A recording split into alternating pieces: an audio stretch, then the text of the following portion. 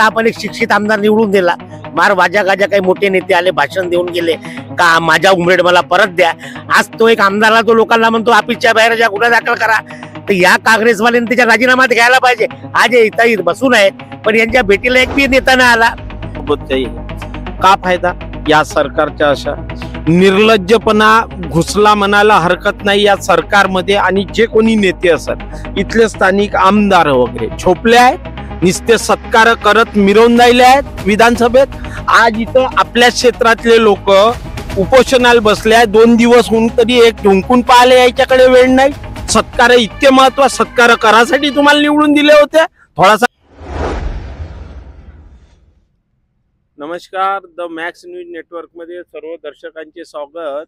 आम्ही आज आलो आहोत भिवापूर इथे उमरेड भिवापूर करंडला अभयारण्य अंतर्गत येणारे हे ऑफिस वन परिक्षेत्र अधिकार उमरेड वन्यजीव हे कार्यालय आहे भिवापूरला. आम्ही आज अशा विषयासाठी आलो आहोत का हा लढा सुरू आहे गत 12 वर्षापासून.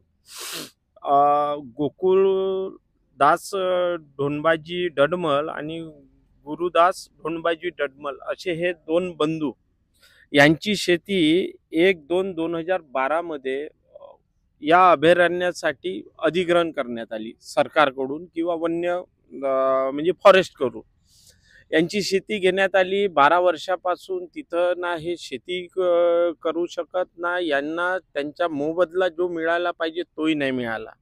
आपण सविस्तर थोडंसं जाणून घेऊ यांच्या हा 12 वर्षाचा खडतड प्रवास कसा राहिला.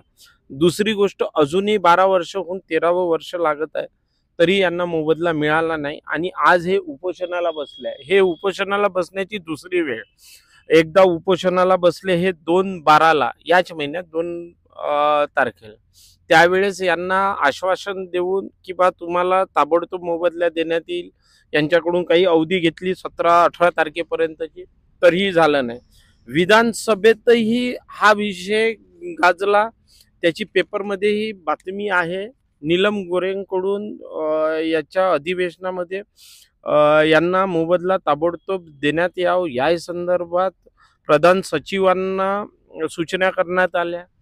ते सगळं होऊन म्हणजे हे सरकारही सामान्य माणसांच्या कसे मूर्ख बनवतात हे या प्रकरणात दिसत आहे. म्हणजे हे सरकार फक्त अधिवेशनात येऊन लंब्या बाता करणे, ठोठाणगिरी करणे, सामान्य लोकांकडे काही लक्ष नाही देत हे या प्रकरणात दिसत आहे.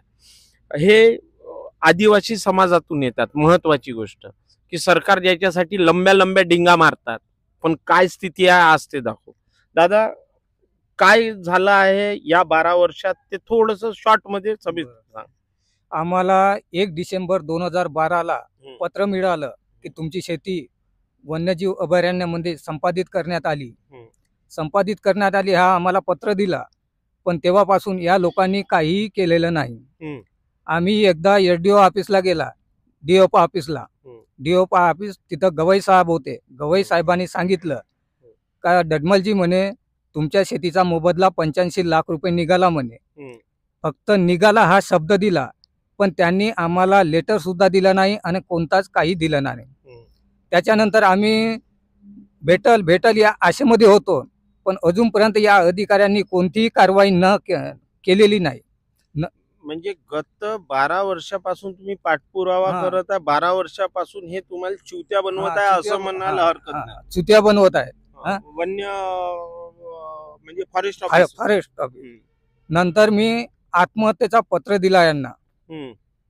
आत्महत्येचा पत्र देऊन मला इथं भ्यापूर ऑफिसला बोलवण्यात आलं. इथं समजवण्याचा प्रयत्न केला. डडमलजी म्हणे तुम्हाला किती पैसे लागते तर आम्ही देतो. आरोपी मॅडम बोलल्या. कोण होता आरोपी मॅडम? आरती उके. आरतीजी उके. ह्या बोलल्या.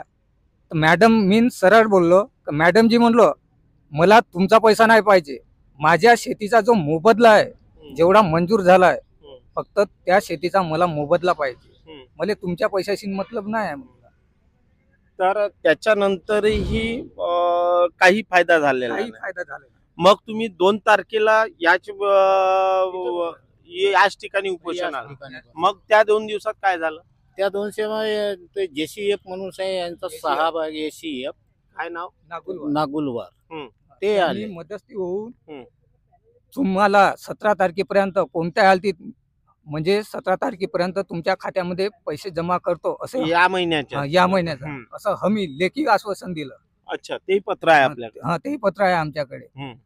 17 तारीख होऊ नये या लोकांनी फोन सुद्धा घेतली नाही, भेट सुद्धा घेतली नाही. 17 18 तारीख पुन्हा 20 तारीखही होऊन गेली हम्म. तरी पण या लोकांचा काहीच पत्ता नाही. हम्म. नंतर मी 19 तारखेला पत्र तयार केला दुसऱ्यांदा उपोषण करण्याचा करण्याचं, हा. आणि हा पत्र सर्वांना मुख्यमंत्र्यापासून तर सगळ्यांना पाठवलं. तहसीलदारापर्यंत पाठवला. हम्म. आता 26 तारखेला आम्ही उपोषणाला बसलो हम्म. दोघेही भाऊ. हम्म. तरी पण फॉरेस्टचा एकही अधिकारी या ठिकाणी आलेला नाही अजून. आणि कोणी नेते मंडळी वगैरे वगैरे नेते नाही आले आणि कोणीच नाही आले. कोणीच याचे नाही. आमच्या सोबत इथले स्थानिक प्रतिनिधी सुनील भाऊ मैंदिले. भाऊ, या प्रकरणात तुम्ही पाठपुरावा करत आहे, काय वाटत आहे या सगळ्या याच्यात? याच्यात एकच दिसून येते का फक्त भाषणामध्ये नेते लोक फक्त भाषण करू शकतात, पण आज यांच्यावर जी उपासमारीची वेळ आलेली आहे यांच्याकडे पूर्णपणे नेत्याच्या दुर्लक्ष. आता आपण एक शिक्षित आमदार निवडून दिला, मार वाजा गाजा काही मोठे नेते आले भाषण देऊन गेले का माझा उमरेड मला परत द्या. आज तो एक आमदारला तो लोकांना म्हणतो ऑफिसच्या बाहेर ज्या गुन्हा दाखल करा. तर या काँग्रेसवाल्यांनी त्याच्या राजीनामा घ्यायला पाहिजे. आज हे इथं बसून आहेत पण यांच्या भेटीला एक बी नेता नाही आला. फक्त मत मागायला यांच्याकडे जातील आणि हे पण लोक कसे करतात, आपले मत 500 रुपयात विकतात. त्यांना हे मालूम आहे की हे आपण यांना शुद्ध बनवू शकतो. आज यांच्यावर उपासमारीची वेळ आलेली आहे. तुम्ही किती आज इथे उळके मॅडम आहे जे इन्चार्ज आहे ते पण यांच्याकडे ढुकून पाहत नाही. म्हणजे किती मगरावलेले आहेत कर्मचारी जे सरकारचे यांच्यावर कोणतेच हे नाही प्रभाव.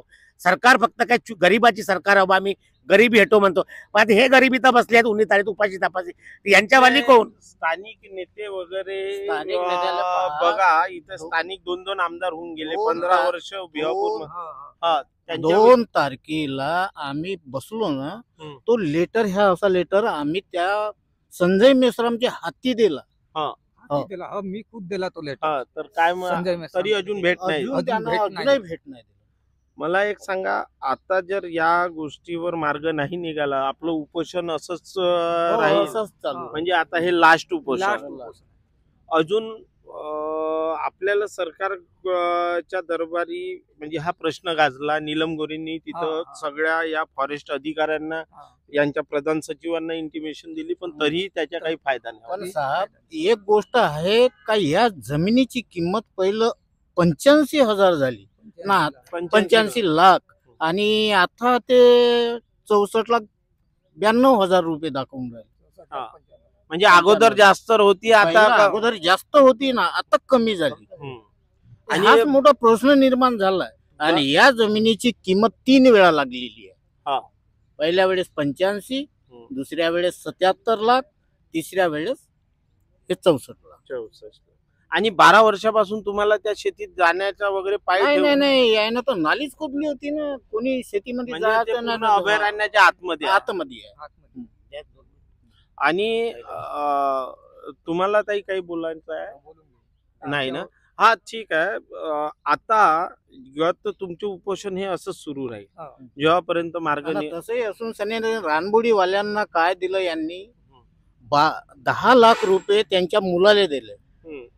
घराचे सुद्धा पैसे दिले, हो, जागाही दिल्या. जागाही दिली. हम्म. आमचं म्हणणं हे आहे का, आम्ही आदिवासी लोक आहोत, हम्म. आमच्या मुलाला कमसे कम 10 लाख रुपये तरी देवाले पाहिजे. हम्म. या आदिवासी समाजासाठी सरकार खूप मोठ्या मोठ्या मोठ्या गोष्टी सांगते, तर त्याला रानबोडीवाल्याला देऊ शकते, तर आम्हाला का बद्दल नाही बा? आम्ही तर तुम्हाला घरासाठी जागा नाही मागून राहिलो, घराचीही नाही मागून राहिलो, पण आमच्या मुलासाठी त्यांनी 10 लाख रुपये द्यायला पाहिजे, जसे रानबोडीवाल्याला दिले. मग गत 12 वर्षात तुमच्याकडे कोणताच रोजगार नव्हता? आता हे शेतमजुरीचे काम करायचे, मजुरी करून 12 वर्ष काय?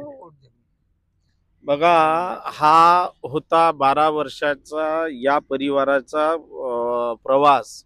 म्हणजे अत्यंत दैनंदिन याच्यात दिवस काढले तरी हे मुरदाड सरकार, वन विभाग क्षेत्र आणि इथले स्थानिक नेते कोणालाही असं वाटलं नाही. लंब्या लंब्या गोष्टी करणारे, लंब्या आश्वासन देणारे, नुकते आता निवडणुका झाल्या त्यावेळेसही मोठ्या मोठ्या घोषणा, लाडल्या बहिणी वगैरे, इथे आमच्या बहिणी आहे यांच्यासोबत का फायदा या सरकारच्या? अशा निर्लज्जपणा घुसला म्हणायला हरकत नाही या सरकारमध्ये. आणि जे कोणी नेते असतात, इथले स्थानिक आमदार वगैरे छोपले आहेत, निस्ते सत्कार करत मिरवून राहिले आहेत विधानसभेत.